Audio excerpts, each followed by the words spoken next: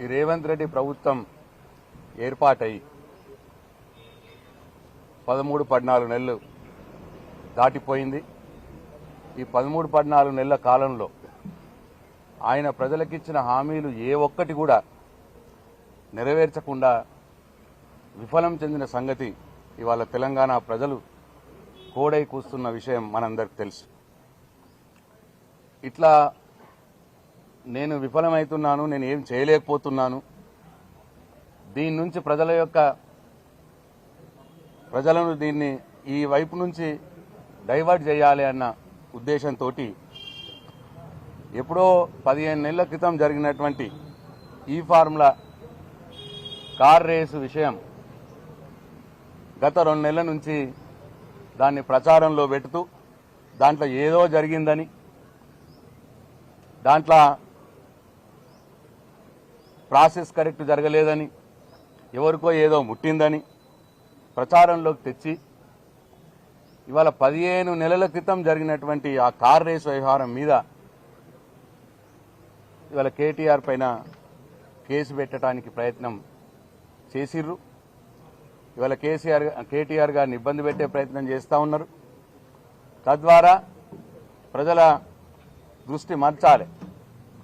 ఈ ప్రభుత్వం యొక్క చేతగానితనం బయటపడుతున్న విషయం ప్రజల దృష్టి మలిచి ఇటువైపు తీసుకురావాలని ఒక చిల్లర మల్లర పొలిటికల్ డ్రామా ఇవాళ రేవంత్ రెడ్డి ఆడుతూ ఉన్నాడు. ఇంతకుముందు జగదీష్ రెడ్డి గారు చెప్పినట్టు హైదరాబాద్ యొక్క బ్రాండ్ ఇమేజ్ పెంచడానికి, తెలంగాణ యొక్క బ్రాండ్ ఇమేజ్ పెంచడానికి కేటీఆర్ గారు తీసుకువచ్చిందే ఈ కార్ రేస్. ఎందరో ముఖ్యమంత్రులు, చివరికి ప్రధానమంత్రి గారు కూడా ప్రయత్నం చేసే ప్రాజెక్ట్ ఇది. దాన్ని రద్దు చేసింది మీరు, తప్పు చేసింది మీరు. దాంట్లో ఏమీ లేదు. ఇది ఒక చెత్త లొటపీస్ కేసు. ఇది దీంట్లో ఏదో దొరకబడదామని చెప్పి ఇప్పుడు ప్రయత్నం చేస్తున్నారు. చాలా రోజుల నుంచి, 2 నెలల నుంచి ప్రయత్నం చేస్తున్నారు. ఏమీ దొరకలేదు. ఎట్లనే చేసి అరెస్ట్ చేయాలి కేటీఆర్ గారిని, ఇబ్బంది పెట్టాలి కేటీఆర్ గారిని ప్రయత్నం తప్ప దీంట్లో ఏమీ లేదు. దీంట్లో ఏమీ లేదు కాబట్టే ఎలక్ట్రల్ బాండ్లు దీనికి లింక్ పెడతా ఉన్నారు. ఎలక్ట్రల్ బాండ్లు ఈ యొక్క పార్లమెంటు ద్వారా భారత రాజ్యాంగం ఇచ్చినటువంటి హక్కు ప్రతి రాజకీయ పార్టీకి. అన్ని రాజకీయ పార్టీలు ఎలక్ట్రల్ బాండ్లు సేకరించినాయి. అటు బీజేపీ సేకరించింది, కాంగ్రెస్ పార్టీ సేకరించింది, అన్ని రాజకీయ పార్టీలు. దాంట్లో బీఆర్ఎస్ కూడా పార్టీ ఎలక్ట్రల్ బాండ్లు తీసుకున్నది. ఇవాళ ఈ గ్రీన్ కో కంపెనీ ఏదైతే చెప్తున్నారో, ఈ గ్రీన్ కో కంపెనీ ఈ కార్ రేసింగ్ వాళ్ళు చేసి నష్టపోయేది తప్పిస్తే ₹1 కూడా వాళ్ళు సంపాదించలే.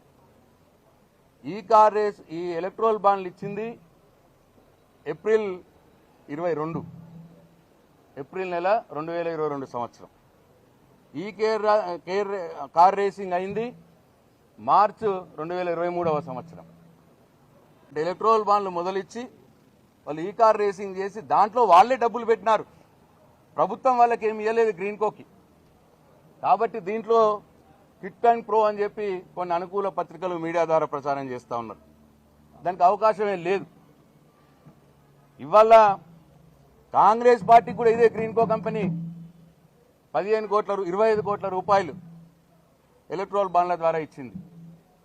ఇవాళ కాంగ్రెస్ పార్టీ 1500 కోట్ల రూపాయలు ఎలక్ట్రల్ బాండ్ల ద్వారా సేకరించింది.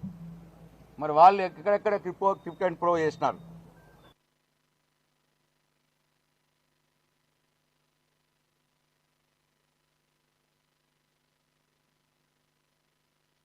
మీడియా ద్వారా లేదు, సోషల్ మీడియా ద్వారా కేటీఆర్ గారి మీద బురదల్లే కార్యక్రమం చేస్తూ ఉన్నారు.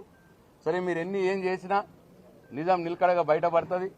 తప్పకుండా కేటీఆర్ గారు, మాకు న్యాయం మీద నమ్మకం ఉంది, న్యాయస్థానం మీద నమ్మకం ఉంది, చట్టం మీద నమ్మకం ఉంది. తప్పకుండా ఇవాళ రేవంత్ రెడ్డి గారు చేస్తున్నటువంటి కుట్రల్ని ఛేదించుకొని కేటీఆర్ గారు కడిగిన ముత్యంలా బయటకు వస్తారు. మీరు ఎంత భయపెట్టమని చూసినా, బీఆర్ఎస్ పార్టీ నాయకుల మీద కేసులు పెట్టి అరెస్టులు చేద్దామని చూసినా నిన్ను వెంటాడడం మాత్రం ఆపం. నువ్వు ఇచ్చిన హామీలన్నీ అమలు చేసేదానిక తప్పకుండా మా ప్రతి ఒక్క బీఆర్ఎస్ పార్టీ సామాన్య కార్యకర్తల నుంచి మరి ప్రతి ఒక్కరు కూడా మీ వెంట పడతారు అని చెప్పి మరొకసారి ఈ ప్రభుత్వానికి రేవంత్ రెడ్డి గారికి హెచ్చరిస్తా ఉన్నాం. జై తెలంగాణ, జై కేసీఆర్. ప్రతి అవకాశాన్ని కూడా వాడుకోవాలి కదా, మీరైనా అంతే కదా, ఎవరైనా సరే కేసు వచ్చినప్పుడు న్యాయపరంగా ఎన్ని అవకాశాలు ఉంటే అన్ని అవకాశాలు వాడుకోవాలి. అక్రమ కేసులు పెట్టి పౌరులుగా మన మీద వచ్చినప్పుడు ఏ కేసు పెట్టినా తప్పకుండా వాడుకోవాలి. ఏ తప్పులు చేయాలని చెప్తున్నాను. మీరు ఏసీబీ విచారణకు వెళ్ళడానికి హంగామా చేసారు, గొడవ చేసారు. మీరు మీ మైకులు పెట్టుకొని వెంటనే ఉన్నారు కదా, ఇక్కడ గొడవ చేసిందా? కేటీఆర్ ఏమిటో ఉన్న పోయినా అసలు తనకున్న లీగల్ రైట్ను వినియోగించుకోవాలి. నేను చెప్పిన మీకు ముందే చట్ట ప్రకారం వారికి ఉన్న అన్ని అవకాశాలని వాడుకుంటారు. మీరైనా చేస్తారు, నేనైనా చేస్తే ఎవరైనా చేయాల్సిన పని అది. వాడుకోకపోతే దీంతో కొత్తనం అవుతుంది, వాడుకుంటే తప్పేట్లయితుంది వాళ్ళు ఆలోచించుకోవాల్సింది. ఏముంది మరి అడ్వకేట్ పక్కన పోతే పోలీసులకు ఎందుకు భయం, రేవంత్కి ఎందుకు భయం? ఎందుకు రేవంత్ ఆర్డర్ ఇచ్చేసేసి ఇంకొకటి రానికండి అని చెప్పాలి? మేము ఇక్కడ చెప్పేపోయినాం. ఏసీపీ గారు ఏదైతే సార్ మీ వెంట చాలా వాహనాలు ఉన్నాయి, ఈ వస్తే ఇబ్బంది అవుతుంది అంటే ఒక్క వాహనం కూడా మేము రాము, ఒకే ఒక్క వాహనం కేటీఆర్ గారిది, దాంట్లోనే అడ్వకేట్తో వస్తామని చెప్పినారు. వారు అనుమతించగానే పోయినారు, వారే ముందటి ఎస్కాల్ చేసి తీసుకుపోయినారు. తీరు అక్కడికి పోయేవరకే మీరు మధ్య సమాచారం ఇస్తే పాపం రేవంత్ ఎందుకు వకీలను చూసి భయపడి వద్దు గేట్లు బంద్ చేయండి, వారిని రోడ్డు మీదనే ఆపేయండి అని చెప్పి 45 నిమిషాలు మీ సాక్షిగానే ఆపేసారు. వాళ్ళు భయపడి వాళ్ళు చేతగాక వెనుకపోతున్నాం తప్ప మేము ఇవాళ కూడా అడుగుతున్నాం. మేము మొదటి రోజు కూడా చెప్పినాం, తప్పకుండా మా న్యాయవాది సమక్షంలో నువ్వు వీడియో తీస్తూ ఎన్నైనా చేసుకో, ఏం చేసుకుంటావు ఇన్ఫర్మేషన్ అడుక్కుంటూ అడుక్కో, మేము అడిగినామని చెప్పినాం. భయపడుతున్నది నువ్వు ఎందుకో అడ్వకేట్లను చూస్తే వాస్తవానికి పేరుకు పిలిచిరు కానీ కేటీఆర్ రాకపోతేనే బాగుండన్న దాంట్లో కనపడరు. వాళ్ళందరినీ చూస్తే కూడా కేటీఆర్ వస్తుంటే వాళ్ళు భయపడుతున్నాడు కనబడుతున్నారు. లేకపోతే లోపలి తీసుకోవాలి కదా, బయట రోడ్డు మీద ఎందుకు కాపాలి, లోపలికి తీసుకోవాలి కదా. మీకు హక్కు లేదు అంటే హక్కు లేదనే విషయాన్ని చెప్పి ఎక్కడుందో చూపించి చేయాలి.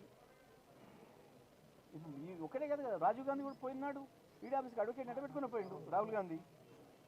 అందరూ చూసి ప్రపంచం తెలిసిన విషయం. రాహుల్ గాంధీ కో న్యాయం, కేటీఆర్ కో న్యాయం, ఇంకోటి కో న్యాయం ఉంటుంది దేశం.